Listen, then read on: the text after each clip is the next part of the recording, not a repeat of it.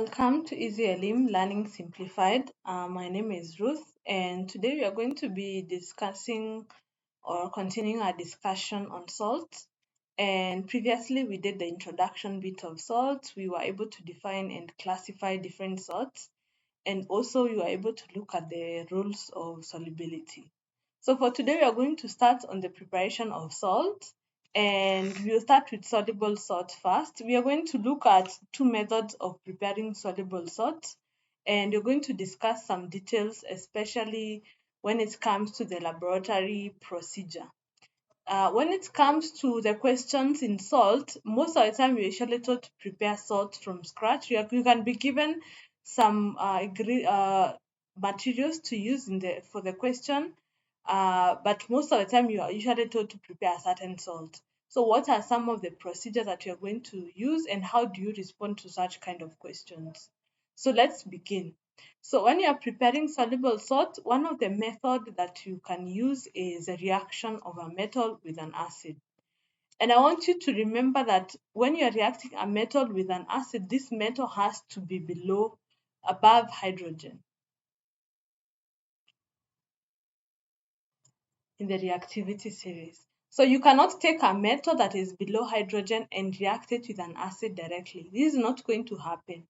This is because these metals that are below hydrogen in the reactivity series cannot displace hydrogen from the acid. Example is copper. Another example is silver. These ones, first of all, you need to burn them in air to form an oxide, which will form a different method of preparing soluble salt. So when we are talking about preparation of soluble salt by reacting a metal with an acid, we are talking about only the metals that are above hydrogen in the reactivity series. So first of all, that is what we have just discussed. So when we are doing that reaction, we are going to take a certain amount of an acid, a certain volume of an acid, and then we are going to put excess metal in it. So the reason why we usually put excess metal in the reaction is to ensure that all the acid has reacted. We do not want some of the acid to be left unreacted because this is going to affect our final product. We want all the acid to react. In some cases, this reaction between metals and acids it is usually vigorous in some metals depending on where they are in the reactivity series. But if it's not vigorous, sometimes warming is encouraged to use a warm acid. Warm acid usually helps in speeding up the reactions. So how do you know that the reaction is starting? So you know the reaction is starting when you see effervescence or fizzing. This tells you there is a gas being produced. Remember, when you react metal and an acid, you're going to form salt and hydrogen gas.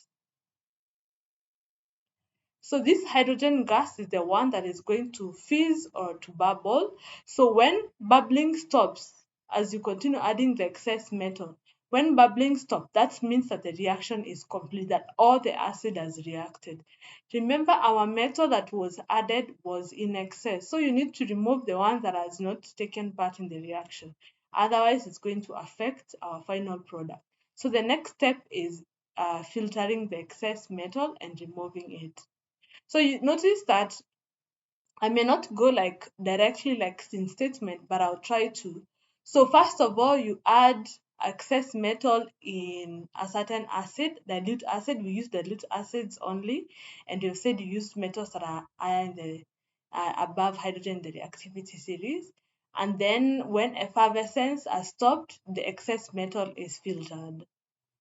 Then after the excess metal is filtered, it means the filtrate that you have obtained is a salt because the gas, of course, has gone into the atmosphere. So the filtrate is usually heated to saturation and then allowed to crystallize. What do you mean by saturation?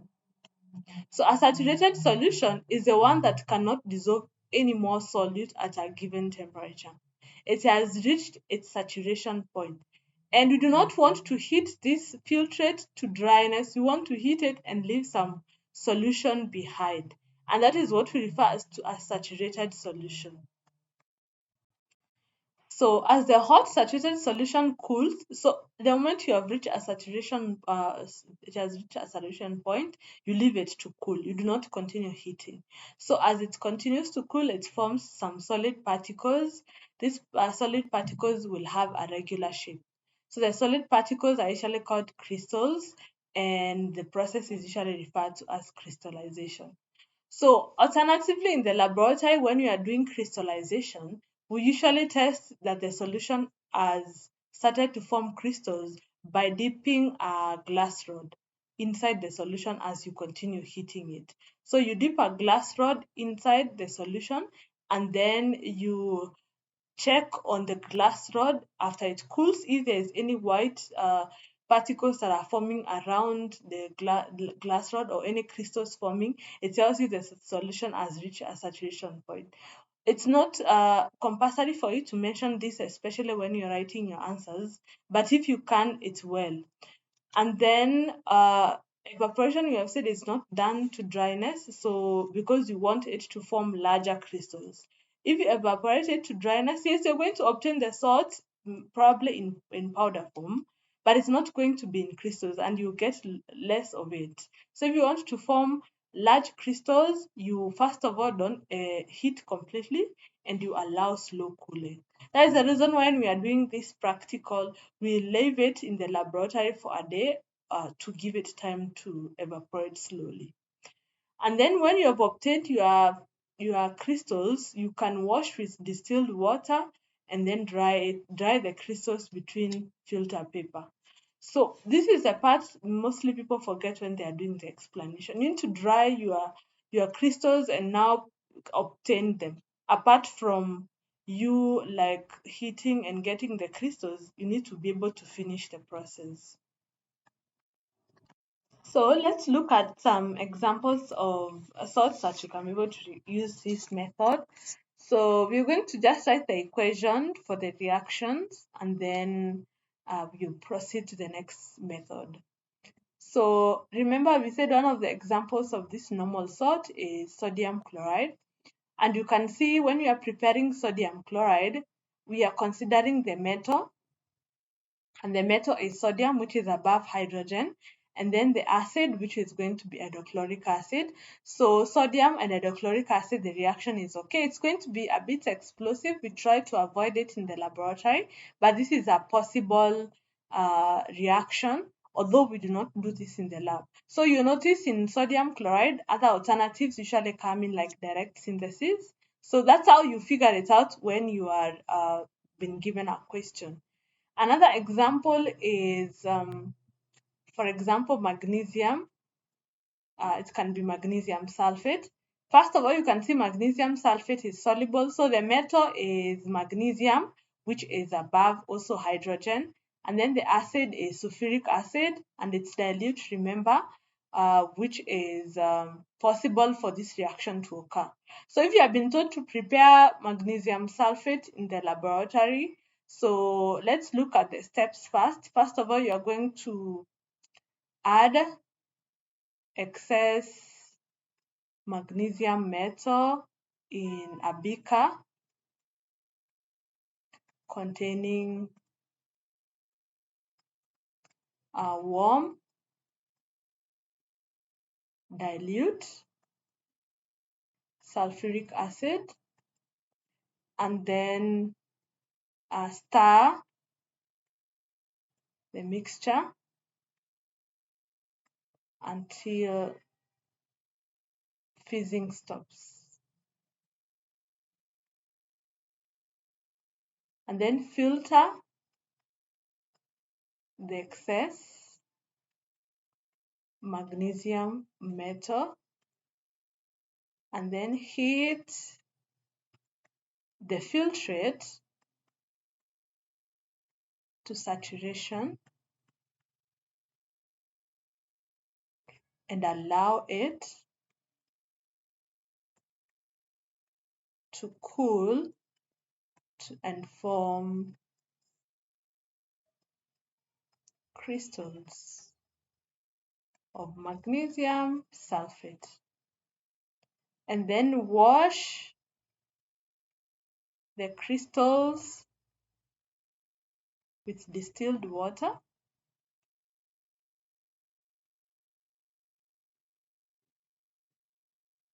and dry between filter papers.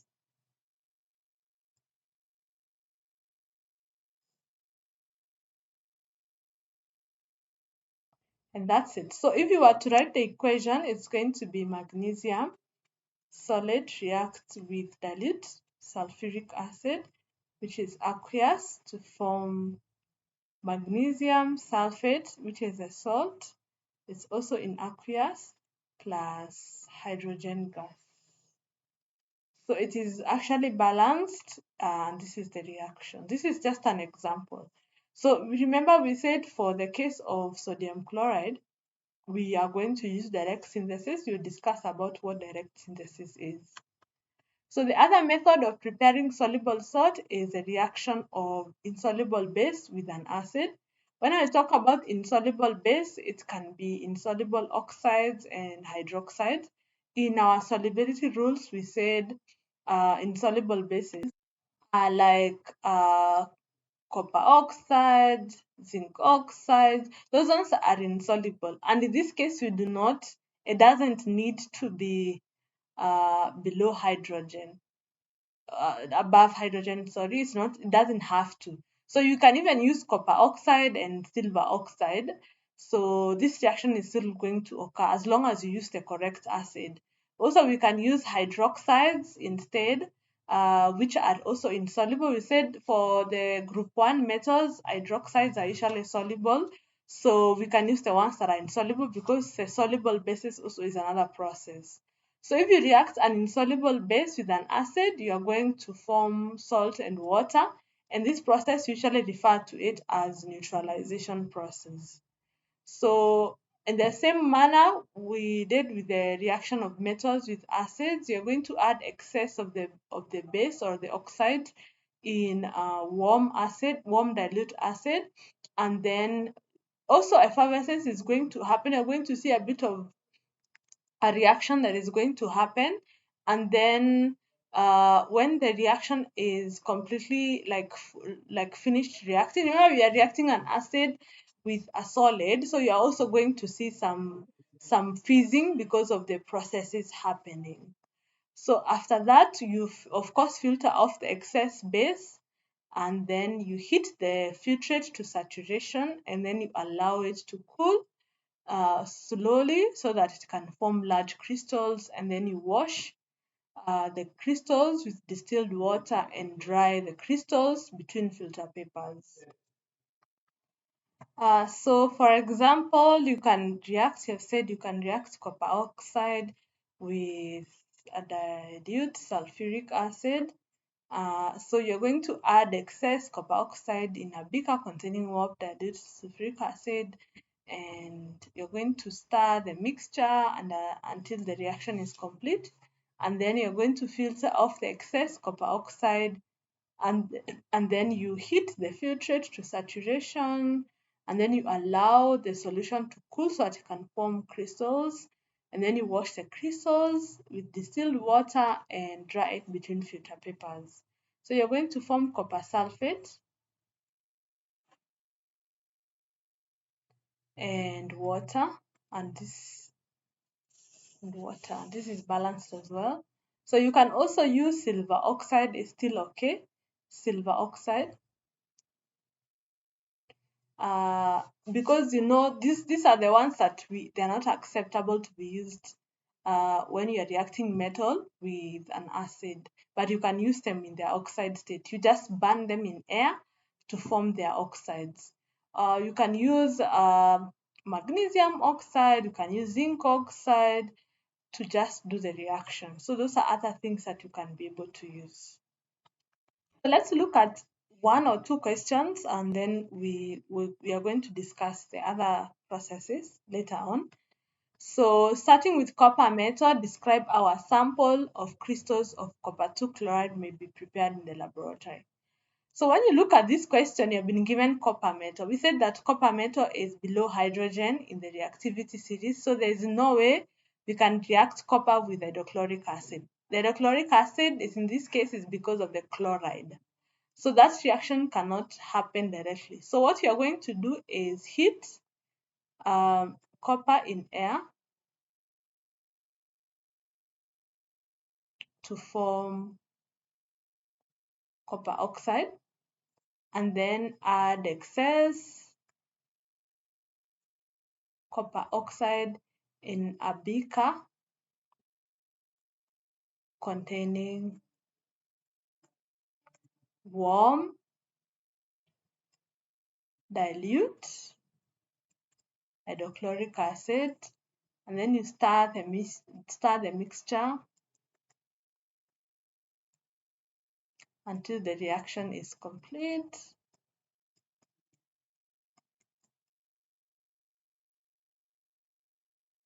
And then you filter the excess copper oxide and then heat the filtrate to saturation and allow it to cool to form crystals. Then wash the crystals with distilled water